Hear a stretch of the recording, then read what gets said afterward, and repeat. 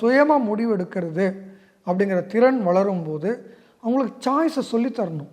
இதெல்லாம் சொல்லித்தராமல் நான் செல்லமாக வளர்க்குறேன்னு வளர்த்த பிறகு திருமண வாழ்க்கைக்குள்ளார வரும்போது ஒன்று சுதந்திரமாக விடுறான்ற பேர் வழின்னு சொல்லி சாய்ஸஸ் டோட்டலாக அவங்க கையில் கொடுத்துட்றாங்க, இல்லை சாய்ஸஸ் ஃபுல்லாக பேரண்ட்ஸ் எடுத்துக்கிறாங்க. ரெண்டுமே தவறாக இருக்குது. சுயமாக முடிவெடுக்கிற திறன் இல்லாமல் போகிற குழந்தைகள் கல்யாணத்துக்கு அப்புறமும் சுயமாக முடிவெடுக்க தெரியாமல் இருக்கிறதுனாலேயே நிறைய சிக்கல்களை அனுபவிக்கிறாங்க. இது அடிமைத்தனம்னு பேசுகிறோம். அதே மாதிரி ஒரு ஆப்போசிட் தனம் தான் எல்லாமே சுயமாக முடிவெடுப்பேன், அடுத்தவங்களை சாரவே மாட்டேன்னு ஒரு முடிவுக்கு போய் என் முடிவு என் வாழ்க்கை நான் தான் பார்ப்பேன், என்னுடைய வாழ்க்கை எல்லாத்துக்கும் நான் தான் பொறுப்புன்னு சொந்தமாக எல்லாமே முடிவு தன் பொறுப்பில் எடுத்துக்கிட்டு வாழ்க்கையை கையாளுறது. இது ரெண்டும் கட்டாந்தனம் இந்த 20லேருந்து 30 வயசு 40 வயசில் அதிகமாக இருக்குது.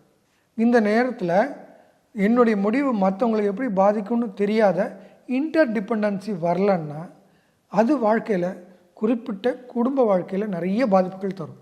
அப்போ நான் எங்கே பண்ணணும், எங்கே அனுசரிக்க வேண்டிய அவசியம் இல்லைன்ற தெளிவில்லாததுனால எல்லாரையுமே ஒரே மாதிரி கையாளுறது.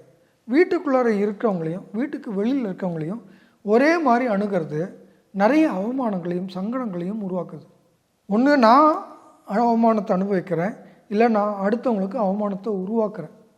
என்னுடைய பேச்சு என்னுடைய எதிராளிக்கு அவமானம். என்னுடைய 2ஆம் பாவகம் என்னுடைய 7ஆம் பாவத்திற்கு 8ஆம் பாவகம், அதாவது அவமானம் அப்படின்னு உருவாகுது.